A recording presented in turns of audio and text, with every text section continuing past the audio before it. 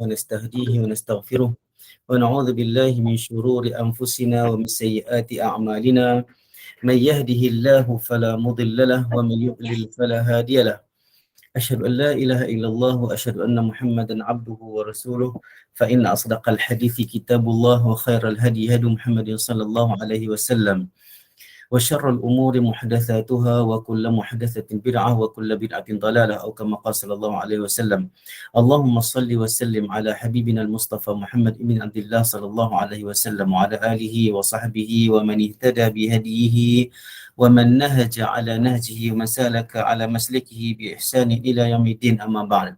Alhamdulillah, kita bersyukur kepada Allah SWT diizinkan sekali lagi kita berada di hari yang mulia, di dalam majlis ilmu yang mulia. Semoga dengan keberkatan yang diberikan oleh Allah SWT di hari Jumaat ini dan kita berada di dalam majlis ilmu, kita banyakkan selawat dan zikir kepada Allah SWT.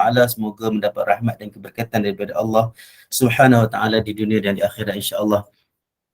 Alhamdulillah, kita masuk hari ini pada muka surat 84, hadis yang nombor 107, hadis yang 107. Sekejap saya share saya punya skrin je. Hadis yang 107. Muka surat 84.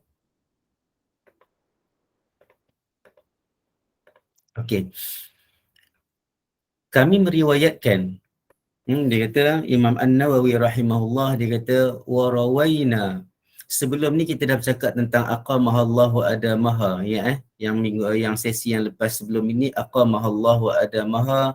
Sebenarnya kita boleh tinggalkan setakat yang kita belajar ni, kita boleh tinggalkan dan kita sebut je macam mana Bilal sebut qad qamatis salah, kita ulang qad qamatis salah. Itu lebih menepati hadis yang kita dah baca sebelum ni tentang aqamahallahu adamaha. Memang ada dalil tetapi riwayatnya lemah sangat kalau ikut pendapat yang ditakhrijkan oleh pentakhrij hadis, termasuklah Ibn Hajar sendiri di dalam kitab Nata'ijul Afkar. Maka kita tetap dengan hadis yang umum, yang asal, bahawa kita ikut apa yang Bilal sebut di dalam iqamah qad qamatis salah. Okey. Jadi hari ini kita masuk pada hadis yang lain. Warawayna fi kitab Ibn Sunni wa Abi Hurairah radhiyallahu anhu, kami meriwayatkan di dalam kitab Ibn Sunni daripada Abi Hurairah radhiyallahu anhu, sesungguhnya dia berkata idza sami'al muadzin. Hadis ini hadis mauquf, terhenti di Abi Hurairah radhiyallahu anhu. Dia bukan kata-kata Nabi Muhammad sallallahu alaihi wasallam. Daripada Abu Hurairah, dia kata sesungguhnya jika sesiapa di kalangan kamu mendengar muazzin mendirikan salat ataupun iqamah, melakukan iqamah, maka dia katalah Allahumma rabb hadhihi da'wati tammah was salatil qa'imah salli ala Muhammad wa atihi su'lahu yaumal qiyamah. Ya Allah, ya Tuhanku, Tuhan yang memiliki dakwah iaitu azan yang sempurna ini, seruan yang sempurna ini, dan salat yang didirikan, yang akan didirikan. Itu konteks yang dalam hadis ini, makna dia dalam doa ini. Salli ala Muhammad, berselawatlah, limpahkanlah kurnia dan rahmat ke atas Nabi Muhammad sallallahu alaihi wasallam, dan hadirkanlah segala permintaannya iaitu Nabi Muhammad sallallahu alaihi wasallam pada hari kiamat.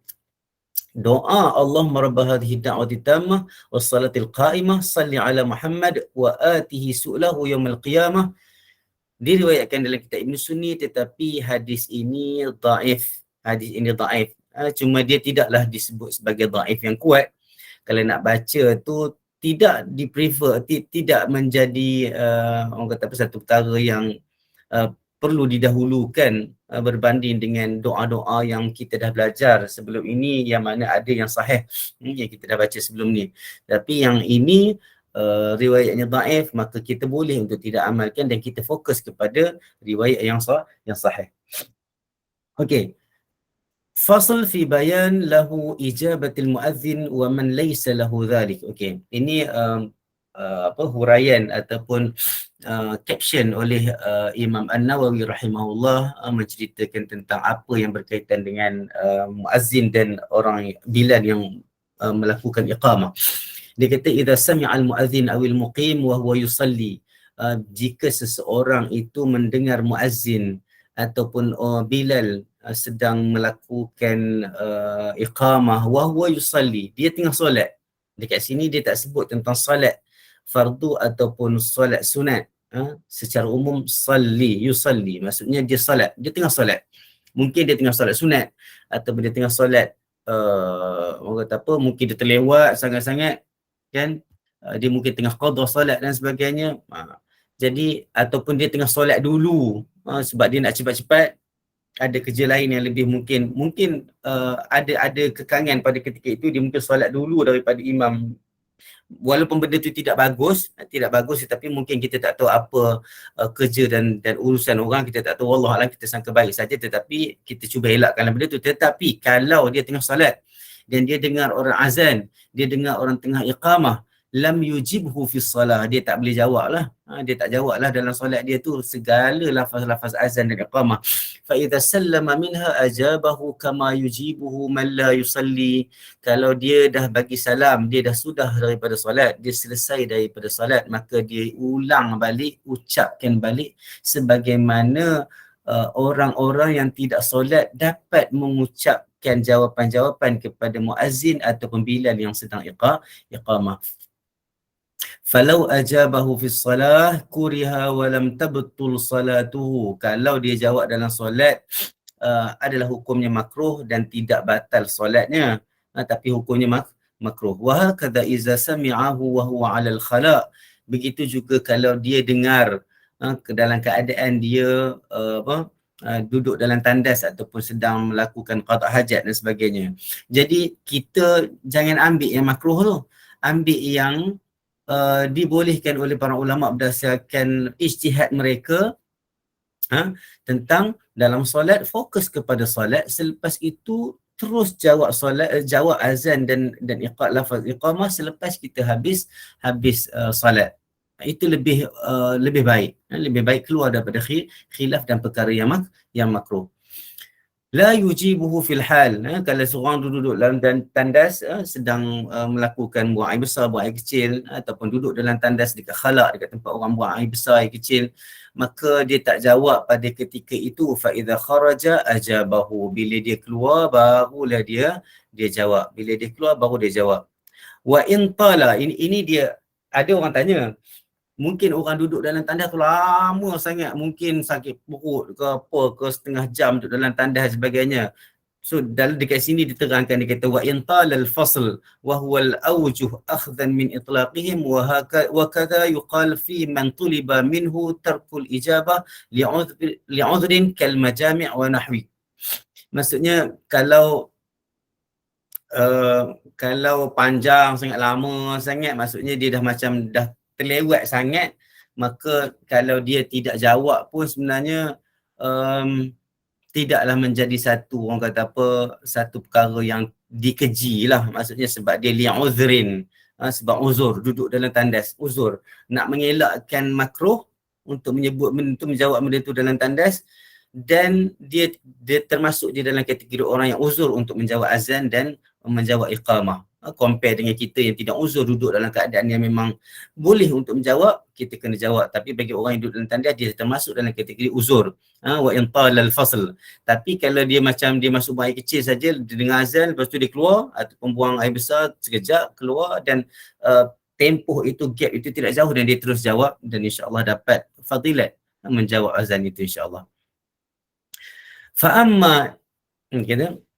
Fa'amma idza kana yaqra'ul Quran, tapi kalau dia sedang membaca Al-Quran, aw yusabbih ataupun bertasbih, aw yaqra'u hadithan aw ilman akhar, ataupun dia membaca hadis ataupun ilmu, maksudnya dalam majlis ilmu dia sedang membaca, menelaah, aw ghairu dhalik, fa innahu yaqta'u jami'a hadha wa yujibul muadzin. Sesungguhnya dia boleh berhenti, dan dia, maksudnya arahan dan anjurannya adalah berhenti daripada membaca Al-Quran. Maksudnya berhabislah, kalau tasbih maksudnya subhanallah, berhabislah subhanallah tu. Jangan berhenti, tak. Maksudnya subhanallah berhabis dan terus sambung balik. Sebab zikir-zikir itu pendek-pendek dan Sempurna makna kita berhenti dan kita jawab azan. Dan bagi bacaan ayat Quran, maknanya dia boleh berhenti. Kalau ayat tu panjang kan dia ada wakaf-wakaf. Maka dibolehkan, tidak semestinya kena berhenti dekat ujung yang ada nombor tu. Tak semestinya sampai yang ada nombor. Maksudnya kalau dia boleh berhenti dekat kawasan yang dia boleh wakafkan, dia berhenti dan dia berhenti sekejap dan dia jawab azan. Dan lebih baik untuk dia bermula balik daripada ayat yang daripada nombor tu lah. Maksudnya dari segi ketenangan kita membaca Al-Quran kan, kita dah berhenti tadi, cukup makna, sempurna makna kita berhenti. Jangan maksudnya kita tengah baca alladzina yu'minu, lepas tu kita berhenti, tak boleh. Alladzina yu'minuna bil ghaibi wa yuqimunas salah. So berhenti ataupun habis sampai ayat, sampai ujung. Kalau kita baca laju sikit, kita berhenti sampai nombor tu dan kita jawab azan. Tu dia kata fa innahu yaqta'u jami'a hadha wa yujibul muadzin. Dia dipotong, maksudnya dia berhenti daripada semua zikir dan majlis ilmu dan sebagainya, dan dia jawab azan.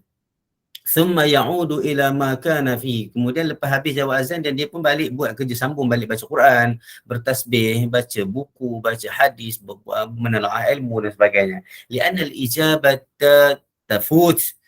Sebab menjawab azan itu dia akan hilang fadilat dia bila dah tak ada azan. Sedangkan baca Quran ni bila-bila masa kita lapang kita boleh baca. Dan tapi tak sedap ayat tu kan. Maksudnya bila-bila kita lapang kita boleh baca Quran, tak. Untuk baca Quran, berzikir, kita kena cari masa untuk baca Quran dan berzikir dan bertahlil dan cari ilmu. Maksud cumanya waktu-waktu untuk kita membaca Al-Quran tu kita boleh set sendiri untuk kita dapatkan masa itu. Atau usaha kita sendirilah. Tetapi untuk menjawab azan, dia akan terlepas kalau kita tak jawab pada ketika itu. Maknanya fadilat dan kelebihan menjawab azan mesti datang pada ketika itu. Wa ma huwa fihi la yafutu ghaliban. Apa yang dia tengah buat tu sebenarnya, apa yang seseorang itu sedang buat, sama ada dia baca Quran ataupun membaca buku atau membaca hadis, sebenarnya dia tidak akan terlepas secara ghalib, secara biasanya dia tak akan terlepas sebab kita boleh buat dan kita boleh susun. Sedangkan azan kita tak boleh nak tahan-tahan, waktu masuk kita tak boleh, jangan masuk lagi, tak boleh. Waktu azan dah sampai, ada orang ada belan azan dan kita kena jawab pada ketika itu. Terlepas masa, terlepaslah kita melakukan dan mendapatkan fadilat yang diberikan oleh Allah Subhanahu wa taala. Wa haitsu lam yutabi'hu hatta faragha al-muadzin. Tapi kalau dia tak sempat nak ikut apa yang dilakukan, disebut oleh muazzin, ataupun kadang-kadang kita terleka, kita dah duduk seralik sangat, sibuk sangat buat kerja, leka sangat buat kerja, kadang-kadang kita terlupa nak jawab, tiba-tiba azan lah, kita ambil balik. Yustahabbu ay yatadarakahu al-mutaba'ata ma lam yaqil al-fasl. Maksudnya kita dah habis dah azan, lepas tu baru teringat azan lah tadi, kita boleh ambil balik, kita boleh ulang balik apa yang muazzin sebut, selagi mana dia tidaklah panjang sangat lah. Maksudnya dah pergi makan, pergi mandi, dah setengah jam, 15 minit kan, maksudnya benda tu dah terputus jauh lah. Tapi kalau sekadar dalam seminit, 2 minit, maksudnya kan azan lah tadi, baru teringat sebut. Kalau terlepas jauh pun tidak ada larangan sebenarnya untuk kita ulang balik supaya kita berasa bersalah sebab kita tak dapat kecapi dan kita tak dapat buat apa yang Nabi suruh. Boleh buat, tetapi dari segi fadilat tu wallahu alam, itu sebab ulama sebut jangan sampai panjang sangat, jangan panjang sangat gap dia tu. Okey, boleh faham Saya tengok soalan, kalau ada soalan. Assalamualaikum Ustaz. Waalaikumsalam warahmatullahi wabarakatuh. Maknanya doa yang apa ni, lepas dia maknanya doa yang Allahumma rabb hadhihi da'wat tammah kan, kita baca masa azan ke atau selepas habis azan? Selepas habis kan? Allahumma rabb hadhihi da'wati tammati wassalatil qa'imah, itu doa selepas azan. Dan boleh baca selepas iqamah juga. Cumanya dia ada urutan dia, macam kita belajar sesi lepas kan, maksudnya lepas habis azan, lepas kita jawab azan ikut macam muazzin sebut, kita selawat dulu. Lepas habis je kita ikut la ilaha illallah itu, kita selawat dulu kepada Nabi Muhammad sallallahu alaihi wasallam yang pertama. Yang kedua, Allahumma rabb hadhihi da'wati tammah. Yang ketiga, apa yang Nabi suruh? Kita doa. Jadi 3 benda ni kalau kita buat, insya-Allah kita dapat banyak sangat fadilat. Itu sunnahnya begitu. doa untuk diri kita Doa untuk kita diri lah kita, kan. doa apa-apa saja, tapi ulama pesan Ya, doa kebaikan dunia dan akhirat. Maksudnya secara umum ya. doa kebaikan dunia dan akhirat. Tapi boleh je kita doa-doa perkara-perkara lain dengan meletak dan memohon keberkatan daripada Allah SWT. Kita nak berjaya dalam kehidupan ke, kita nak dapat luluh periksa ke, kita nak dapat naik pangkat ke apa ke. Tetapi kita minta semoga naik pangkat, tambah gaji, mudah kerja, itu semuanya diberkati oleh Allah SWT. Semoga kita dapat duit banyak pun, kita dapat contribute, kita dapat infak, kita dapat derma buat masjid, surau dan sebagainya. Itu maksud dia, maksudnya kebaikan dunia dan akhirat. Okey. Itu anjurannya secara sunnahnya begitu, insya-Allah. Kadang-kadang orang tak perasan benda tu, dia baca doa sahaja, sedangkan dia baca doa Allahumma rabb hadhihi da'wati tammah sahaja. Tetapi dalam konteks itu dia ada 3 part yang sebenarnya memang ikut sunnah, ada dalam sunnah, dan kita terlepas 2 benda ni. Maka lepas ni boleh buat 3 perkara tu. Selawat, dia ada 4 sebenarnya. Pertama ikut muazzin, jawab azan, jawab iqamah. Yang kedua selawat. Yang ketiga doa wasilah. Yang keempat doa untuk diri sendiri untuk kebaikan dunia akhirat, dan juga doa kepada orang lain kebaikan dunia akhirat untuk orang lain juga. Maka itu banyak sebenarnya fadilat, banyak sebenarnya zikir-zikir yang Nabi tinggal kat kita, anjurkan kepada kita. InsyaAllah kita penuh hidup kita dengan zikir-zikir dan mengingati Allah SWT, insyaAllah. Ada soalan lain ke? Okey, terima kasih Ustaz. Okey, sama-sama. Okey, kita sambung lagi ya. Assalamualaikum Ustaz. Waalaikumsalam warahmatullahi wabarakatuh. Nak tanya boleh tak? Berkenaan jawab doa tu lepas azan tu kan, kita macam doa sendiri tu kan. Contohnya macam saya ni, sekolah saya berdekatan dengan masjid. Kadang-kadang kita orang tengah meeting ni, kadang-kadang terhenti sekejap lah apabila dengar azan kan. Jadi kadang-kadang tu, jadi yang macam pengurusi, so kita stop sekejap. Kadang tu macam kita jawab azan tu, kita macam nak doa, macam Ustaz cakap tadi lah kan, doa untuk sini. Jadi masa tu pengurusi tu dia sambung semula mesyuarat tu. Jadi macam mana tu? Jadi kita dalam keadaan doa untuk diri kita sendiri lah kan, yang Ustaz kata yang langkah. Jadi macam mana tu Ustaz? Dia macam inilah, benda ni dari segi pengurusan sebenarnya, dari segi pengurusan hidup dan pengurusan pentadbiran sebenarnya. Tengoklah mesyuarat tu, kadang-kadang ada mesyuarat yang kita kena cepatkan, mungkin ada perkara-perkara lain nak kena diuruskan, ada orang nak balik dan sebagainya, sedangkan perkara-perkara ni yang kita buat ni adalah sunat. Tetapi kalau setting di pejabat itu dah kita fahami dah, maksudnya ini sebab kalau siapa-siapa yang ada jawatan besar, yang ada orang ada kuasa untuk ubah sedikit setting tu, maksudnya kita bagi tahu awal, nanti kita dengar azan, kita akan berhenti lama sikit untuk bagi peluang kita berdoa, berselawat dan sebagainya. Mungkin dalam seminit kita bagi. Seminit sebenarnya dah cukup panjang sebenarnya untuk kita berdoa. Seminit tu dah cukup panjang dah sebenarnya. Maksudnya azan berhenti dalam tempoh dalam 5 minit, 6 minit. Maksudnya tengah-tengah meeting tu kita dah inform dah. Kalau meeting itu sebenarnya setengah organisasi dah jadi budaya. Maksudnya azan berhenti.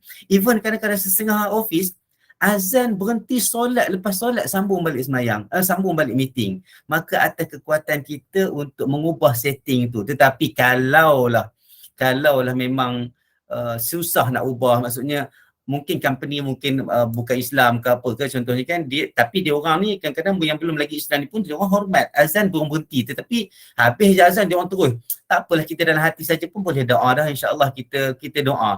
Itu termasuk di dalam perkara yang dalam keuzuran lah, kita tak mampu nak buat sebab kita berada di dalam setting yang tidak membenarkan. Kita nak buat perkara yang ini secara seolah-olah macam memberontak ke ataupun bertentangan, itu takut nanti dia menampakkan orang Islam ni tidak ada toleransi, tak ada toleransi dan sebagainya. Jadi macam, dan sedangkan perkara ni adalah perkara yang sunat walaupun fadilatnya banyak. Jadi siapa-siapa dekat sini mungkin jawatannya besar sikit ataupun orang yang boleh bersuara kepada orang yang punya jawatan yang tinggi untuk mengubah setting mesyuarat yang akan melalui tempoh ataupun masa azan, maka kita kata boleh tak kita berhenti masa azan, bagi masa sikit. Tapi kalau dia kata tak boleh, kita boleh bagi masa banyak ni saja sampai azan saja, tak apa, insya-Allah kita pun lepas sambil kita duduk meeting tu, walaupun dia dah mula untuk memulakan meeting, sebenarnya kita dalam hati kita dah boleh dah Allahumma salli ala Muhammad wa ala Muhammad. Ataupun kalau tak panjang, kita sebab selawat saja. Kalau nak guna selawat Ibrahimiyah pada ketika itu memanglah paling afdalnya, tetapi selawat yang pendek minta Allahumma salli ala Muhammad, Allahumma rabb hadhihi da'wati tammah dalam hati.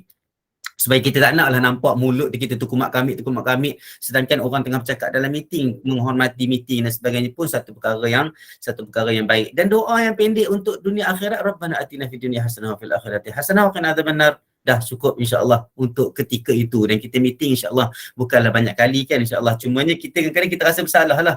Kita nak berdoa tapi meeting dah mula. Cumanya kita kena berhati-hati dan kita hadirkan respect kita kepada majlis dan sebagainya dalam keadaan kita mampu untuk melakukan zikir-zikir ini dalam hati. Sebab bila kita dah belajar hari itu, zikir ini juga boleh dilakukan dalam hati. Kalau kita ada halangan untuk menyebut secara lisan, maka insya-Allah Allah mudahkan kita buat urusan ni insya-Allah. Bagi siapa-siapa yang ada kemampuan untuk ubah setting mesyuarat ataupun kerja bila azan berhenti, maka itu lebih baik. Semoga cara kerja Islam itu sempat meraihkan fadilat-fadilat dan apa yang boleh dicapai dan digapai oleh orang Islam ada dalam setting kerja dan pejabat kita insya-Allah.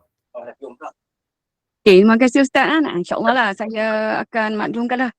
InsyaAllah kita Ya. boleh cuba kalau sekolah tu insya-Allah okey. Kalau semua orang Islam dia orang boleh faham insya-Allah.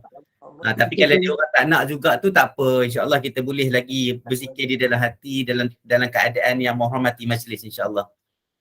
Terima kasih Ustaz. Sama. Okey. Boleh tak ada kita teruskan insya-Allah. Okey. Lepas tu kita masuk kepada bab ad-du'a, babud du'a ba'dal adhan. Bab pada menyatakan doa selepas azan. Wa rawaina an Anas radhiyallahu anhu qala Rasulullah sallallahu alaihi wasallam la yuraddu ad-du'a bainal adhani wal iqamati. Rawahu Abu Dawud wa Tirmidzi wa Nasa'i wa Ibn Sunni wa ghairuhum. Qala Tirmidzi hadithun hasanun sahih. Okey, kami meriwayatkan di dalam kitab Ibn Sunni, kami meriwayatkan daripada Anas radhiyallahu anhu, dia berkata Rasulullah sallallahu alaihi wasallam bersabda, tidak tertolak doa yang dilakukan di antara azan dan iqamah. Maksudnya doa di antara azan dan iqamah tidak tertolak ataupun tidak ditolak oleh Allah Subhanahu Wa Taala dalam konteks untuk mengkabulkan dan mengistijabahkan doa yang kita doa di antara azan dan iqamah. Ini satu lagi tempat yang datang daripada hadis diriwayatkan Imam Daud, Tirmizi, Imam Nasa'i, Ibn Sunni, dan Imam Tirmizi mengkelaskan hadis ini sebagai hadis hasan sahih. Dan ini tengok apa yang kita boleh doa. Banyak gap. Biasanya kalau masjid surau tempoh di antara azan dan iqamah tu kadang-kadang sampai 10 minit.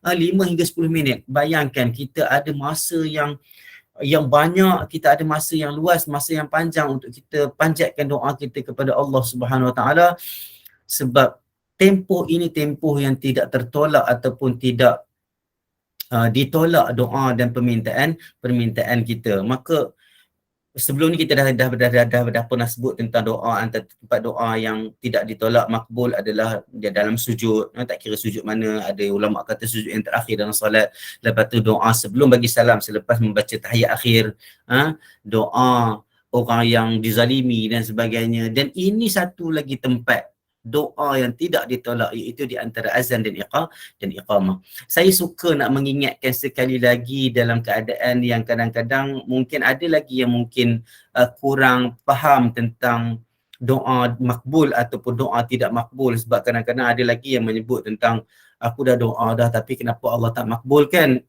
Aku doa dah tapi kenapa aku tak dapat apa yang aku minta? Kenapa? Dan kita mempersoalkan perkara itu. Memang kita ramai orang Islam alhamdulillah beradab nak cakap kuat-kuat dan nak cakap dalam bentuk menyalahkan Tuhan itu, alhamdulillah kita tidak ada, dan itu sepatutnya. Sebab kita kena bersangka baik dan kita wajib bersangka baik dengan Allah SWT. Cumanya memang kadang-kadang bila kita minta satu perkara, Allah tidak bagi macam mana yang kita minta. Itu sebab ulama' bagi tahu ada beberapa perkara yang untuk kita fahami bagaimana Allah memakbulkan doa. Sebab dalam ayat yang lain, ud'uni astajib lakum, Allah kata mintalah aku akan istijabahkan.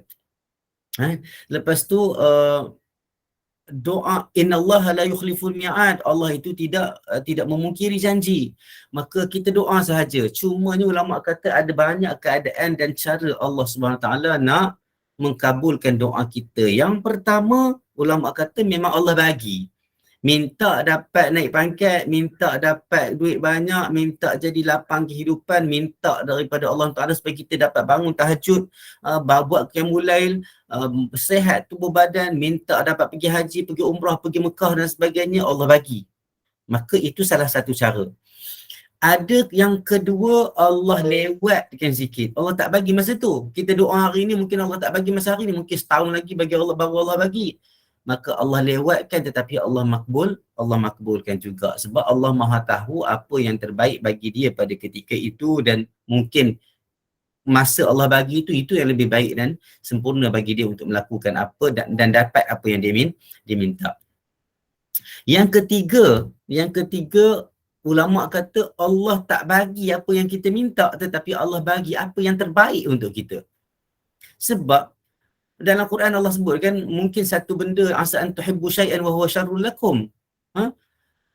Mungkin kamu suka satu perkara tu, tetapi perkara itu tidak baik bagi kamu. Mungkin kamu tak suka satu perkara itu, tetapi perkara itu baik bagi kamu. Maka ulama kata, bila kita minta satu perkara yang Allah Maha tahu benda tu tidak baik untuk kita, Allah bagi dan ganti dengan perkara yang lain. Dan itu juga kategori ketiga bagaimana Allah Subhanahu Wa Taala mengkabulkan doa kita. Kita bersangka baik saja dengan Allah Taala, syurga neraka milik Allah Taala, hidup kita Allah yang bagi segala nikmat. Kalau kita hitung, kita tak dapat hitung, kita tak dapat nak kira, kita tak dapat nak balas pun.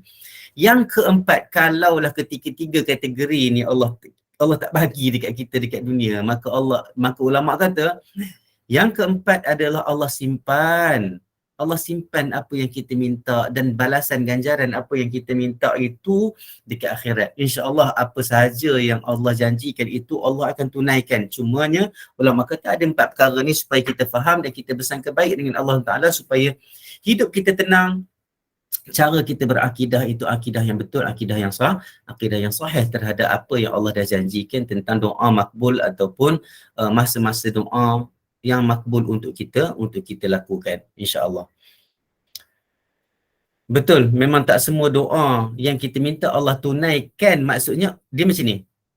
Ayat ni saya nak betulkan. Maksudnya Allah tak bagi apa yang kita minta semua benda, tetapi Allah gantikan dengan perkara yang lebih baik, sebab itu yang lebih baik untuk kita. Nah, boleh sebab itu juga salah satu cara Allah makbulkan doa kita. Maknanya tidak ada isu tentang Allah makbul atau tidak makbul. Maknanya seluruhnya adalah Allah makbulkan, tetapi dengan cara-cara yang Allah dah pilih untuk kita. Allah dah pilih untuk kita. Kita sangka baik dengan Allah Ta'ala, insya-Allah Allah sentiasa berada dengan kita memang Allah berada dengan kita, cumanya kita bersangka baik dengan Allah Ta'ala. Semoga kita tenang, semoga kita terus memanjatkan harapan dan doa kita kepada Allah Subhanahu Wa Taala. Okey. Habis yang tu maksudnya la yuradu du'a bainal azan wal iqamah. Maknanya antara azan dan iqamah, bacalah banyak-banyak, doalah banyak-banyak, insya-Allah Allah makbulkan. Okey. Wa zad at-Tirmizi, dan Imam At-Tirmizi menambah dalam riwayatnya dalam kitab Ad-Da'awat min Jami'ihi, dalam kitab Jami' dia, dalam Jami' Sahih dia, qalu famadha naqul ya Rasulullah.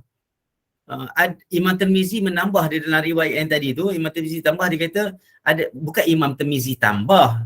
Macam nak cakap, bila kata Imam Tirmizi tambah, ini makna dia Imam Tirmizi ada satu riwayat lain. Imam Tirmizi ada satu riwayat lain yang dalam riwayat itu ada tambahan. Dalam riwayat itu ada tambahan lafaz lain di dalam hadis yang sama. Boleh faham maksudnya bukan Imam Tirmizi yang tambah, sebab kalau Imam Tirmizi tambah dia tak jadi hadis.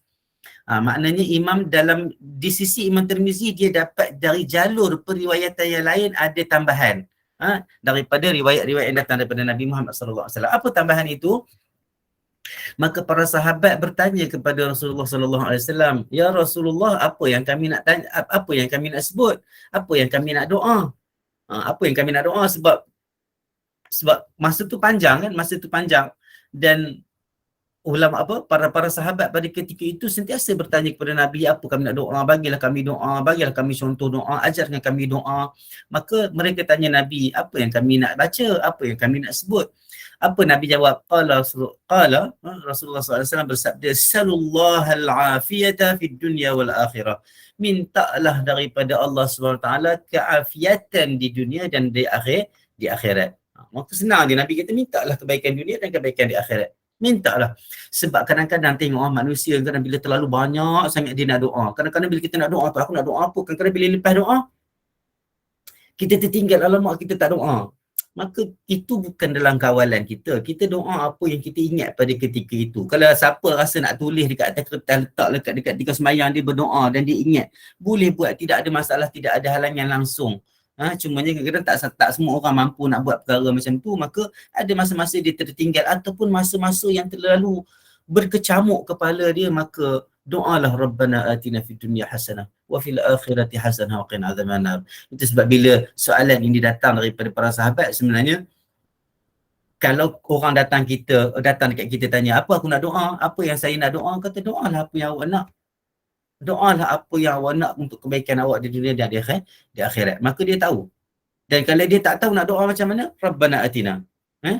Minta, ya Allah ya Tuhanku, bagilah aku kebahagiaan di dunia dan di akhirat. Maka itulah apa yang Nabi Muhammad SAW nasihatkan untuk kita baca dan doa selepas azan ataupun doa kita di antara azan dan iqamah. Okey. Hadis itu hadis hasan. Okey. Boleh diamalkan dan teruskan beramal dengan hadis ini. Lepas tu Imam An-Nawawi dia kata apa? Wa rawaina an Abdullah bin Amr al-Asi radhiyallahu anhuma, daripada kami meriwayatkan daripada Abdullah bin Amr bin al-As radhiyallahu anhuma anna rajulan qala, sesungguhnya seorang lelaki berkata, ya Rasulullah, seorang lelaki telah berkata kepada Nabi Muhammad sallallahu alaihi wasallam. Sekejap saya nanti saya jawab pemahaman. Okey. Dan juga Norizan. Okey.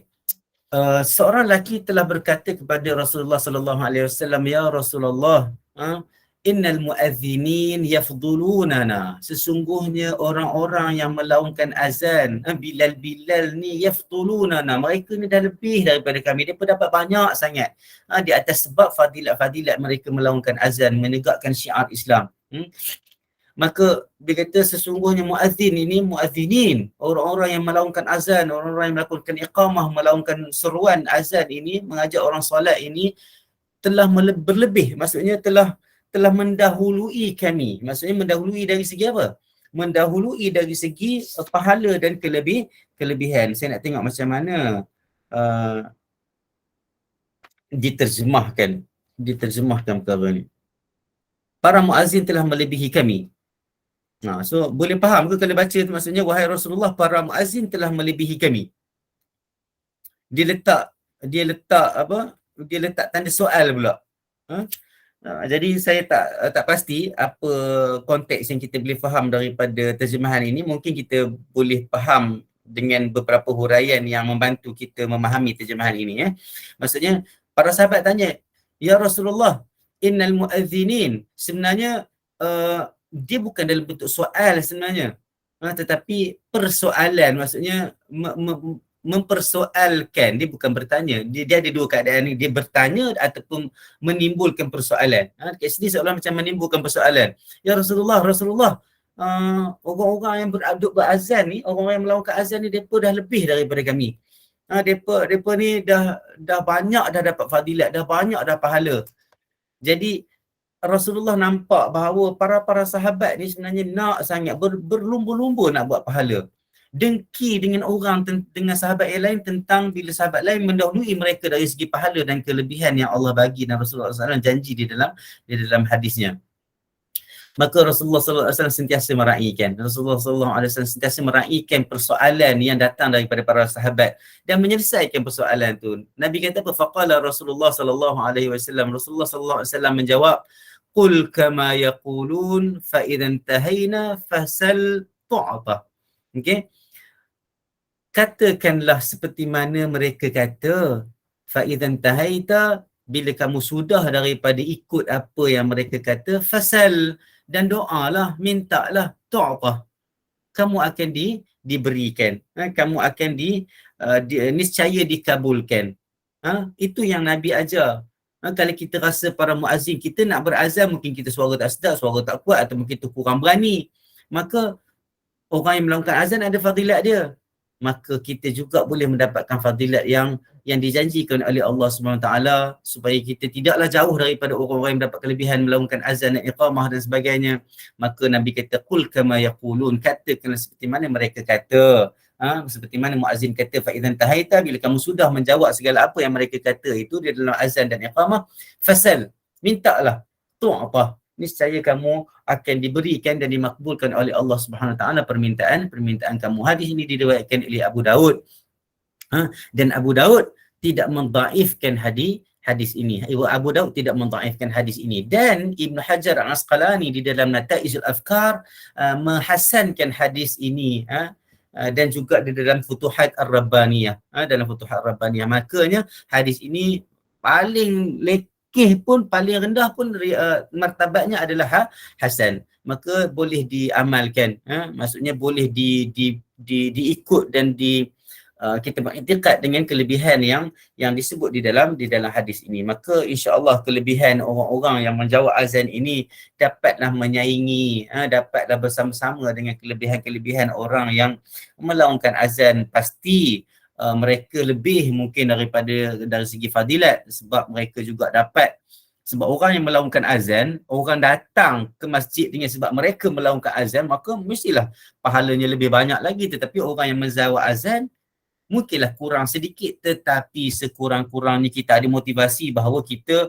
adalah juga pahala. Tidaklah macam orang azan kita tak dapat apa langsung. Maksudnya begitulah. Jadi Nabi Muhammad SAW mengajar para umat Islam supaya sentiasa berlumba-lumba mendapatkan pahala dan kelebihan yang dijanjikan oleh Allah Subhanahu wa Taala. Saya nampak ada soalan, saya minta maaf, saya terpaksa tengok soalan dulu sikit. Okey, kejap. Kalau seorang itu banyak meninggalkan solat semasa muda, dia nak qada solat setiap waktu, solat fardu sekarang ni boleh ke dia baca Fatihah saja setiap waktu? Itu sempurna ke solat qada itu kalau kita potong baca surah sebenarnya kalau nak kata sah je solat itu, tetapi sebenarnya dia khilaf sunnah.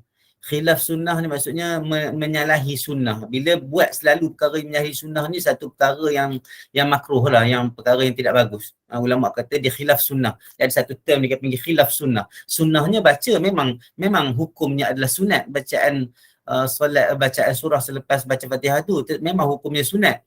Tetapi kalau meninggalkan, dia adalah meninggalkan sunnah Rasulullah sallallahu alaihi wasallam. Kalau kita sentiasa melakukan perkara itu dalam menjadi rutin, maka ia adalah satu perkara yang tidak baguslah dalam pengamalan agama. Itu pendapat ulama lah. Ya.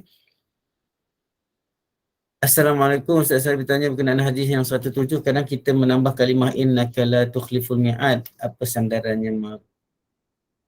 Saya setakat ni saya tak jumpa lagi riwayat innaka la tukhliful mi'ad tu, sebab kita duk baca-baca kat belakang ni memang tak ada tak jumpa perkara itu, maka kita stop je kat situ sehinggalah kita jumpa dalil. Itu yang saya selalu tekankan di dalam pengajian kita ni. Sebenarnya kita masih belajar. Saya juga masih kurang ilmu banyak. Saya tidak nak menafikan apa yang telah diamalkan oleh orang lain kalaulah memang mungkin ada dalil yang lain. Cumanya saya mengajar kalau setakat yang kita baca ini, setakat yang kita amalkan tu kita tak ada dalil lain, maksudnya kita tak ada sandaran dalil, maka kita tinggalkan dan kita fokus kepada amalan yang memang ada sandaran dalil. Maksudnya kalau kita tengok dalam riwayat yang kita duk baca ni tak ada innaka la tukhliful mi'ad, maka kita tinggalkan, kita sampai saja wa ba'athu maqamal mahmud danil ladzi wa'atta. Sampai situ sahaja, sebab kita ikut sunnah yang kita dah belajar. Cumanya mungkin lepas ni kita terjumpa dalil yang mengatakan memang ada innaka la tukhliful mi'ad, maka kita tambahkan. Setakat ni saya tak jumpa lagi, wallahu a'lam. Setakat ni kita tak jumpa lagi. Nanti saya cuba, saya ni banyak sangat berjanji ni. Dan banyak sangat dah saya belum jawab ni, tapi saya insya-Allah saya cuba cari masa, insya-Allah kalau saya dapat, moga ada orang kata apa, ada umur kita untuk kita mendalami soalan ini insya-Allah. Setakat ni kita boleh fokuskan kepada bacaan yang ada dalam hadis yang kita baca dulu insya-Allah. Kalau ada 2 azan waktu subuh pun berdoa sama. Ya, betul. Kalau ada tengah-tengah tempat yang buatkan azan 2 kali, maksudnya azan pada awal sebelum masuk waktu dan azan selepas masuk waktu, maka dua-dua pun kita jawab. Dua-dua pun kita jawab, semoga kita mendapat fadilat. Sebab azan yang kita baca ni, perbahasan yang kita baca ni, dia tidak menyentuh tentang azan yang dilaungkan. Kita ada sentuh tentang isu azan rakaman, azan dalam radio dan sebagainya, yang tu saya dah jawab. Cumanya ulama ada sebut termasuk azan yang dilakukan pada waktu solat 5 waktu dan juga azan subuh yang biasanya buat 2 kali zaman Nabi. Maka kita kalau kita nak buat 2 kali pun azan subuh, makanya kita boleh jawab juga setiap kali azan waktu subuh itu sebanyak 2 kali itu insya-Allah. Kadang-kadang kita dikaiti oleh seorang dan kita pun berkata nanti Allah akan balas apa yang dibuat. Adakah itu salah? Itu satu doa. Kebetulan orang tersebut mendapat musibah. Memang kalau kita rasa kita dizalimi, dia ada 2 benda. Kita rasa kita dizalimi atau memang kita dizalimi. Ada masa kita memang dizalimi dan kita rasa kita dizalimi. Ada orang dia kadang-kadang dia rasa hati dia besar, jiwa dia besar. Orang zalimi dia pun dia rasa macam tak ada apa-apalah, ni ujian aku je ni, tak ada apa-apa. Dia tak rasa pun dia dizalimi. Itu satu keadaan. Ada orang dia rasa dia dizalimi dan memang dia dizalimi. Itu satu keadaan. Satu keadaan yang lain adalah dia rasa dia dizalimi sedangkan dia sebenarnya bukanlah dia dizalimi. Mungkin dia dah buat satu perkara yang nakal tetapi dia tak sedar dan orang balas balik benda tu. Dan pada ketika tu dia rasa dia dizalimi. Itu sebab kadang-kadang kita kena hati-hati dalam banyak perkara sebab kadang-kadang kita tersilap langkah dan kita menzalimi orang lain dalam keadaan kita tak sedar dan orang balas balik. Dan kita kalau kita bias, kita sentiasa kita akan rasa diri kita dizalimi. Kita minta dijauhkan daripada keadaan-keadaan yang tidak benar dalam kita menilai sesuatu perkara. Tetapi kalaulah memang kita dizalimi, dianiaya, maka tidak ada halangan sebenarnya untuk kita mendoakan sesuatu kepada orang lain sebagai balasan. Tapi ulama-ulama ni sebenarnya wa in ta'fu khairul lakum. Kalau kamu memaafkan itu adalah lebih baik. Dan kalau kita nak doa pun cuba kuatkan hati untuk doa yang terbaik untuk dia. Semoga ada malaikat ramai mendoakan satu perkara yang baik untuk kita juga. Tetapi bukanlah saya nak merendahkan, nak melekehkan situasi seseorang yang dizalimi itu.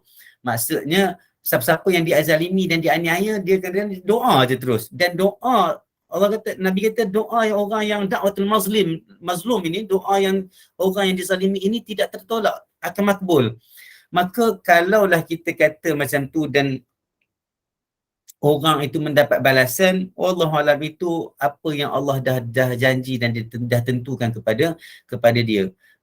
Tapi kalau nak tanya soalan maksudnya adakah itu satu doa? Mungkin sebab bila kita sebut kita pun kata nanti Allah akan membalas apa yang dia buat, itu sebenarnya permintaan dan harapan.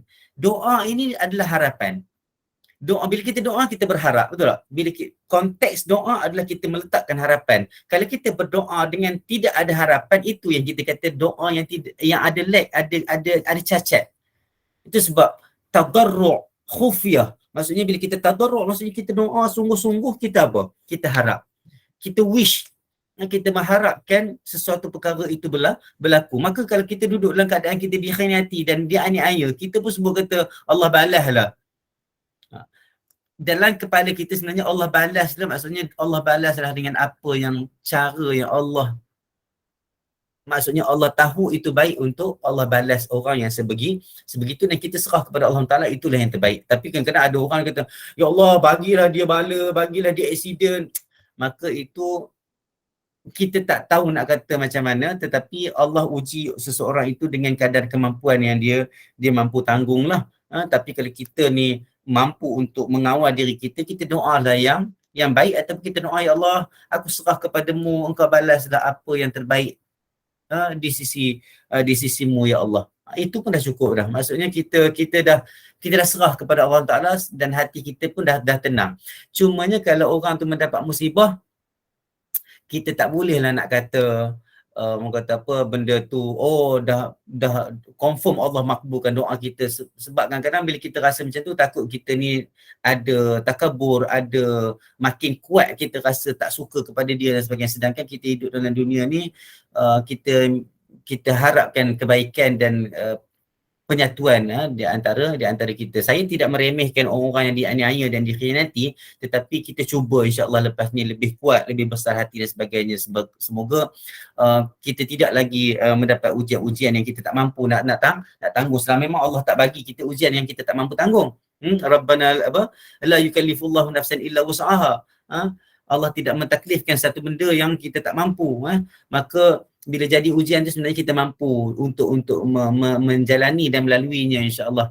Semoga perkara-perkara itu menjadi satu pengajaran kepada kita dan pengajaran juga kepada orang lain. Tentang musibah-musibah ni satu benda yang saya nak sentuh juga. Walaupun tak ada orang tanya tentang, sebelum ni jadi ada isu juga bila ada orang mati aksiden ke, bila ada orang ni, dia adalah yang kaitkan, itulah buat jahat lagi dan sebagainya. Sebenarnya meninggal aksiden ke apa ke, sebenarnya dia tidak ada kaitan sebenarnya dengan secara total dengan apa yang kita boleh nak faham perkara itu. Sebab benda-benda tu semua di tangan Allah Taala. Kalau begitu, ramai je sebenarnya orang-orang besar-besar, ulama-ulama pun meninggal aksiden. Adakah dengan sebab itu kita nak kata dia buat perkara yang tidak baik? Jadi penilaian yang sebegitu adalah penilaian yang tidak adil. Nah, baru ni timbul isu tentang kencing manis sebab makan harta haram dan sebagainya. Maka itu perkara-perkara yang saya rasa kurang wajar dan kurang cerdik untuk kita bekalkan kepada umat Islam untuk menilai sesuatu perkara dalam kehidupan mereka. Menilai sesuatu perkara dalam kehidupan mereka. Maka kita minta Allah SWT sentiasa jaga kita, sentiasa menjaga cara kita faham dan cara kita orang kata apa, berfikir. Semoga kita jauh daripada bersangka buruk kepada orang lain dan bersangka buruk kepada Allah Subhanahu Wa Taala. Okey, kejap. Okey. Ustaz, jika kita berada di masjid yang boleh mendengar azan dan iqamah dengan jelas, bolehkah kita ambil peluang berdoa antara azan dan iqamah? Jika kita berada di masjid yang boleh mendengar azan dan iqamah. Ya, betul. Itu sebab kita ni sebenarnya bila kita dengar azan dan iqamah, kadang-kadang bila kita duduk dekat rumah, kita tak ada azan dekat rumah kita dengar azan dekat masjid-masjid dan surau-surau yang berhampiran. Tetapi iqamah tu duduk dekat mana pula? Iqamah tu adalah iqamah yang kita nak solat tu lah. Memang jadinya bila kita duduk dekat rumah, mungkin kita ni iqamah awal sikit daripada iqamah dekat masjid dan surau, dan kita memang tak akan dengar dah iqamah dekat masjid dan surau tu kalau rumah kita jauh sikit. Kita hanya dengar azan sebab iqamah ni kadang-kadang ulama muazzin di slow sikit daripada lawangan azan dan dia adalah cepat-cepat sikit. Dan iqamah dekat masjid dan surau lewat sikit daripada kita kalau kita sembahyang dekat rumah. Maka tempoh itu sebenarnya tempoh yang sebenarnya terbuka luas ruang itu untuk kita berdoa. Makanya kalau kita dekat rumah, kita dengar azan, kita ambillah masa sikit, kan, kita berdoa. Habis kita berdoa, kita pun iqamah dan kita solat. Maka itulah tempoh waktu yang termasuk dalam kategori tempoh waktu doa yang tidak ditolak permintaannya. Bagi orang yang duduk dekat masjid, maka ruang dia lebih banyak dekat duduk kat masjid dan surau. Macam saya kata tadi, kadang-kadang ada yang 5 minit, ada yang sampai 10 minit tempoh di antara azan dan iqamah. Maka insya-Allah itulah tempoh yang kita ada peluang untuk kita terus berdoa. Kalau jarang sebab nak cepat, sebab ada urusan, jarang-jarang buat sebab ada urusan. Maksudnya jawab azan biasanya di antara masa azan tu saja kan. Masa azan tu kita jawablah, jawab. Cumanya tentang isu berdoa wasilah dengan doa untuk diri kita ni, kadang-kadang kita terlepas tu yang saya kata tadi. Kalau ada urusan yang penting, maka kita berdoa dalam hati ataupun kita jangan selalukanlah. Maksudnya ada masa kita ada peluang kita buatlah, jangan tinggalkanlah kalau ada datang peluang tu.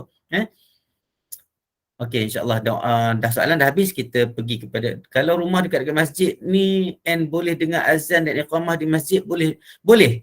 Kalau kita dengar iqamah di masjid, kita bolehlah doa. Maksudnya termasuk lagi insya-Allah. Termasuk di dalam kategori doa-doa yang makbul tu insya-Allah. Kalau kita tak dengar yang saya sebut tadi, kalau kita tak dengar iqamah, contohnya masjid, kadang-kadang Tok Bilal dia tak guna mic pula bila nak iqamah sebab mic dah bagi kat Tok Imam, kan? Macam-macam keadaan boleh jadi. Kalau iqamah kita tak dengar, makanya iqamah kita nak solat itu. Iqamah kita nak solat itu. Itu secara umumnya begitulah.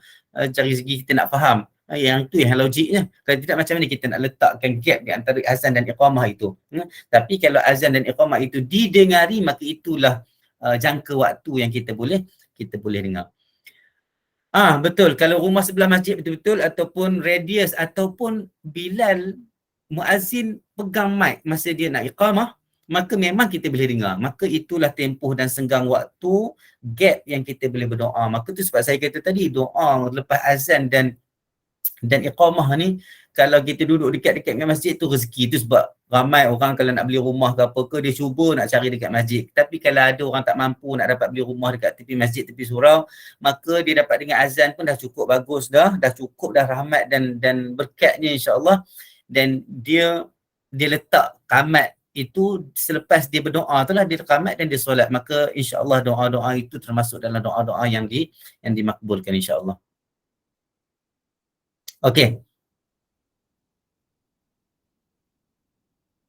Okey, kita pergi kepada hadis yang seterusnya. Okey.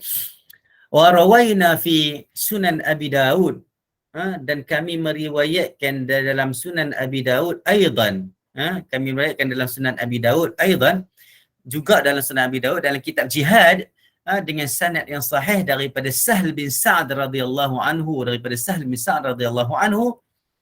dia berkata, Rasulullah sallallahu alaihi wasallam bersabda, qala Rasulullah sallallahu alaihi wasallam, thintani la turaddan aw qallama turaddan, ad-du'a'u 'inda an-nida' wa 'inda al-ba's hina yuljimu wa ba'dhum ba'dha. Qultu fi ba'd an-nusakh al-mu'tamadah yulhimu bil ha' wa fi ba'dihha bil jim wa kilahuma zahir. Okey.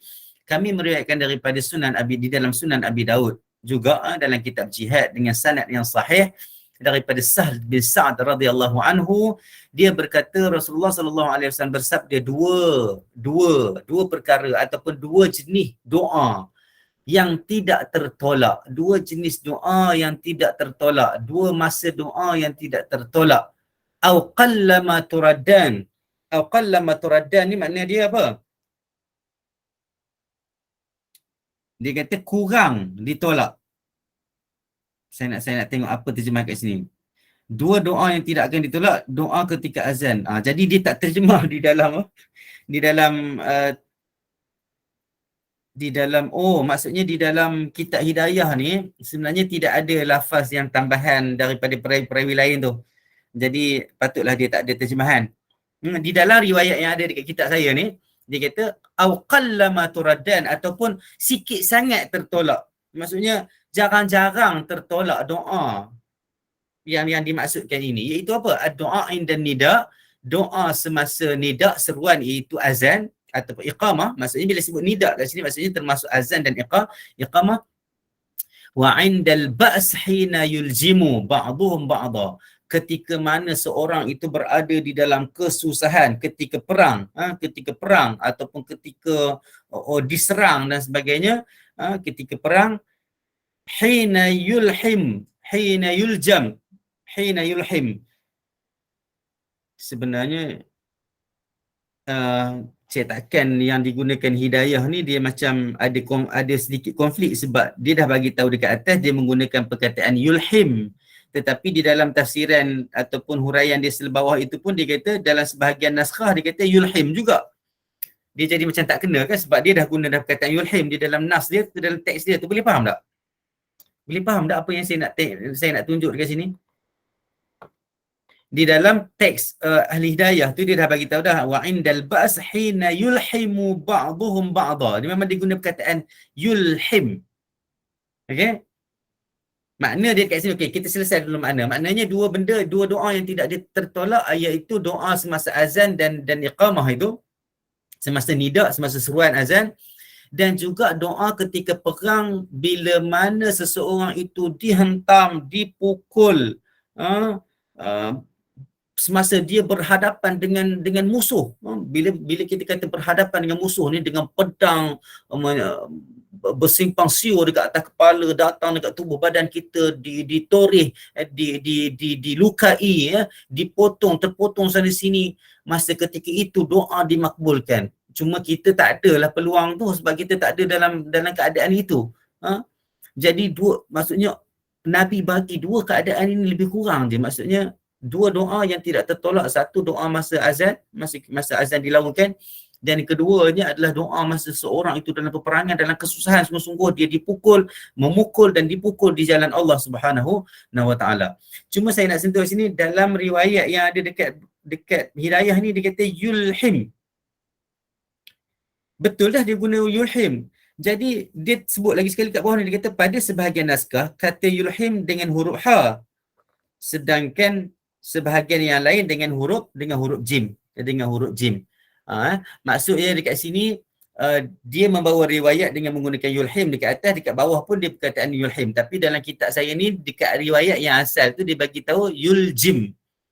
Yuljim dengan yulhim maknanya lebih kurang, maknanya lebih kurang. Itu sebab dia kata dekat, aku mengatakan, Imam Nawawi kata, aku kata dalam sebahagian nuskhah yang juga boleh diiktimadkan, boleh kita bergantung dalam nuskah-nuskah riwayat itu, dia menggunakan perkataan yulhim dengan ha, wa fi ba'dihha bil jim, dengan dalam satu riwayat, dalam riwayat yang lain dengan jim.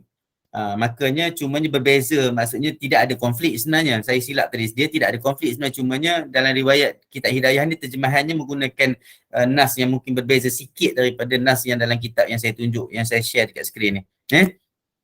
Yang pentingnya dia kata wakilahuma zahir, kedua-duanya iaitu yulhim ataupun yuljim, kedua-duanya membawa makna yang zahir, yang nyata, bahawa seseorang itu berada di dalam keadaan perang, keadaan yang susah, keadaan yang susah.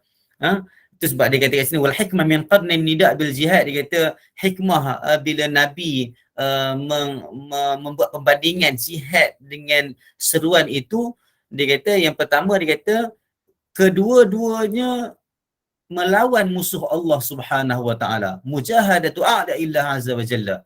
Melawan musuh Allah Subhanahu wa taala. Pada yang pertama adalah jihad melawan syaitan. Azan itu berjihad melawan syaitan. Sebab syaitan lari bila dia dengar azan. Sampai terkentut-kentut dia, wala hudurat, terkentut-kentut yang ada bunyi tu. Wa fi tsani jihadul kuffar wal musyrikin. Pada yang kedua, jihad melawan kufar dan musyrikin.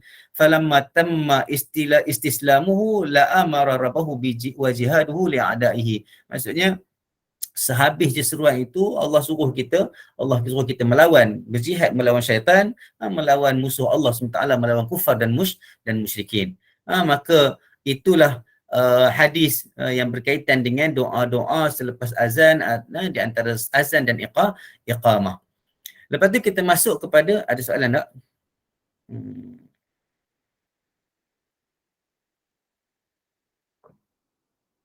Kejap, ada soalan Okey, soalannya dari Kalsum Hasan, Assalamualaikum. Kalau boleh dengar beberapa azan dari rumah dan azan tersebut selama ini tidak serentak, adakah kena jawab semua azan dan tunggu sampai semua? Tak, jawab salah satu je. Benda ni dia dah jadi takalluf. Dia maksudnya dia jadi macam mungkin agak sulit sikit bagi kita untuk menjawab kesemuanya. Maka kita akan rasa juga kalau aku dah jawab azan ni, kita akan rasa bersalah tak jawab azan ni. Ada ulama kata pilih azan yang paling jelas untuk kita dengar. Ataupun kalau tak paling jelas, ambil yang dulu. Mana yang dulu?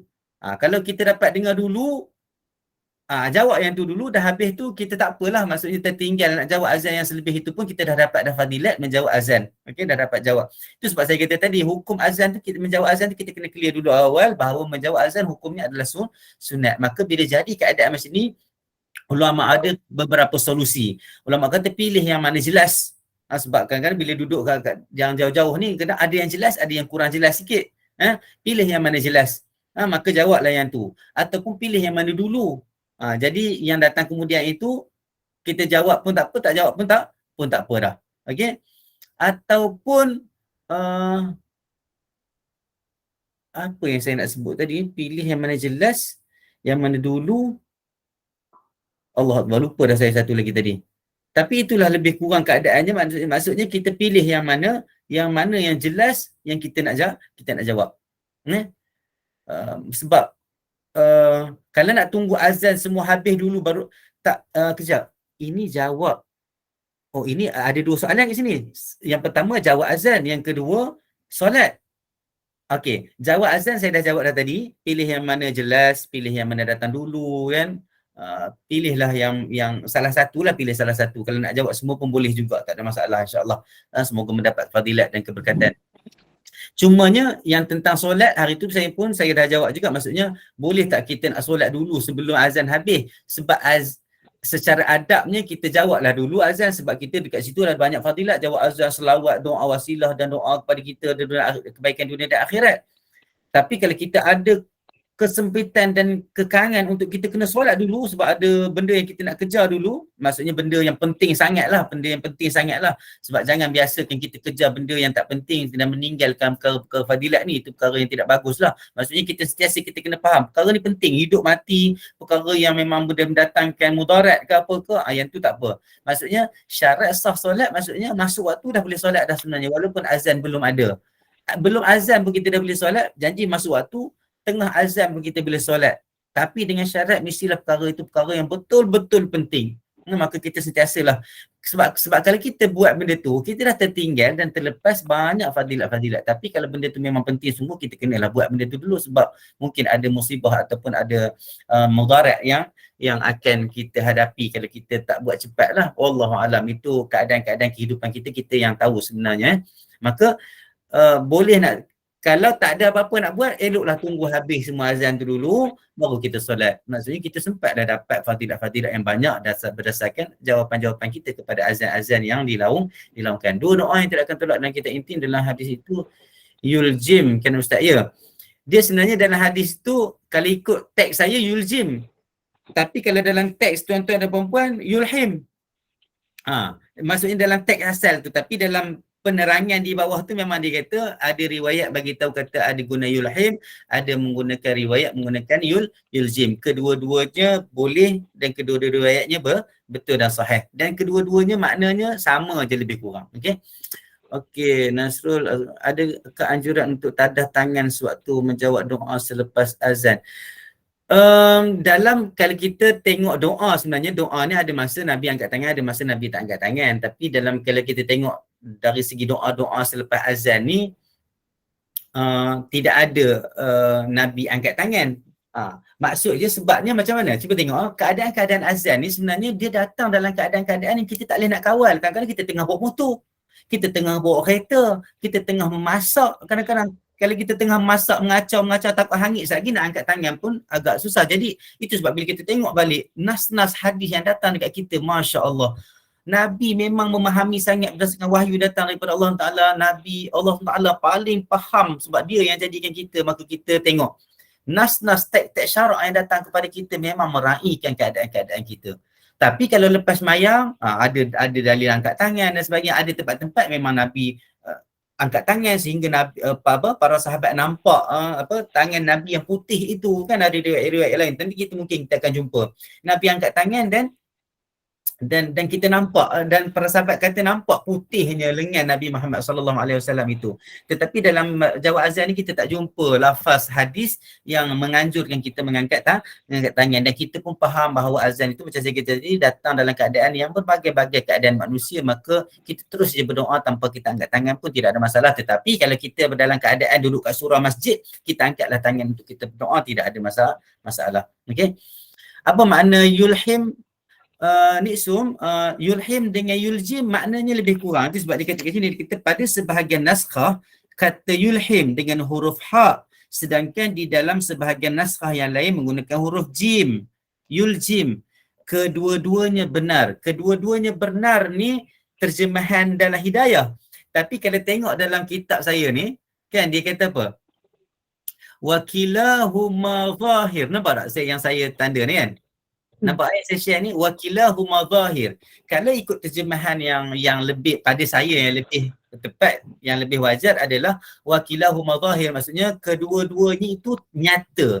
Nyata dari segi makna dia. Nyata dari segi makna dia Yulhim dengan yuljim maknanya lebih kurang. Yulhim dengan yuljim maknanya lebih kurang. Maksudnya kalau kita tengok yang baca kitab-kitab yang hampir cerita tentang hari kiamat, fitnah-fitnah hari kiamat, dia panggil Kitabul Malahim. Kitabul Malahim ni maksudnya daripada lahm. Lahm ni daging. Maksudnya dalam perang tu kita ditetak, dicincang, ditorih dan sebagainya. Okey, yuljam pula, yuljam lijam. Lijam ni maksudnya hasil daripada kita dipukul. Dipukul, dihentak dengan benda-benda tajam dan sebagainya. Maka itu adalah kedua-dua gambaran dan makna dan konteks yang berlaku di dalam peperangan. Itu sebab kat sini dia punya teks dia adalah wakilahuma zahir. Kedua-duanya adalah zahir dari segi apa? Dari segi makna dan keadaan yang kita boleh fahami. Teruknya orang berada di dalam peperangan itu. Wallahu a'lam.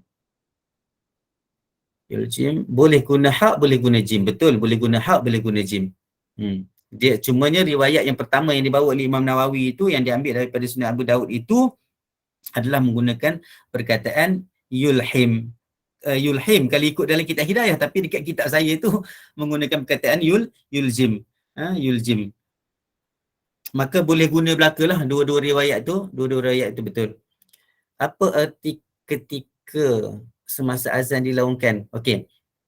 Hina ni maksudnya kalau kita dah lepas jawab azan tu, kalau tengok memang kalau ikut hadis yang sebelum ini, dia kata lepas azan selawat, doa wasilah dan doa. Tetapi ada juga dia dalam hadis ni dia kata indal azan, indan nida. Maksudnya kalau tengok makna umum hadis ini, maksudnya kalau kita doa semasa lepas azan, Allahu Akbar, kita pun jawab Allahu Akbar. Azan kan biasa panjang sikit. Masa tu kita nak doa pun kita dah boleh doa dah. Tidak ada masalah.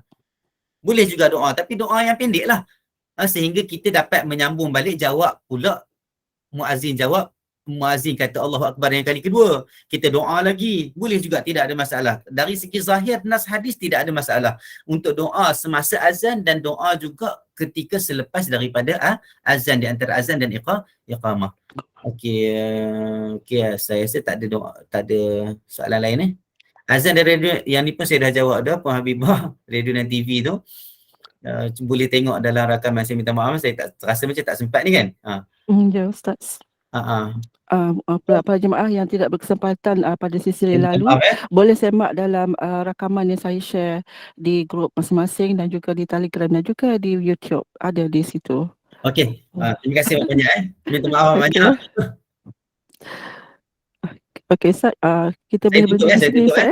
Okey baik Ustaz, silakan. Okey baik. Lil muslimin wal muslimat, Rabbana atina fid dunya hasanah wa fil akhirati hasanah wa qina adzabannar, wa sallallahu ala sayyidina Muhammad wa ala alihi wasallam, walhamdulillahirabbil alamin. A'udzu billahi minasyaitonir rajim. Wal 'asri innal insana lafi khusr illa alladhina amanu wa 'amilus solihati wa tawassaw bil haqqi wa tawassaw bis sabr. Subhanakallahumma wa bihamdika asyhadu an la ilaha illa anta astaghfiruka wa atubu ilaik. Assalamualaikum warahmatullahi wabarakatuh. Minta maaf admin terlambat. Jumpa lagi insya-Allah dan minta maaf juga atas segala kekurangan. Assalamualaikum warahmatullahi wabarakatuh.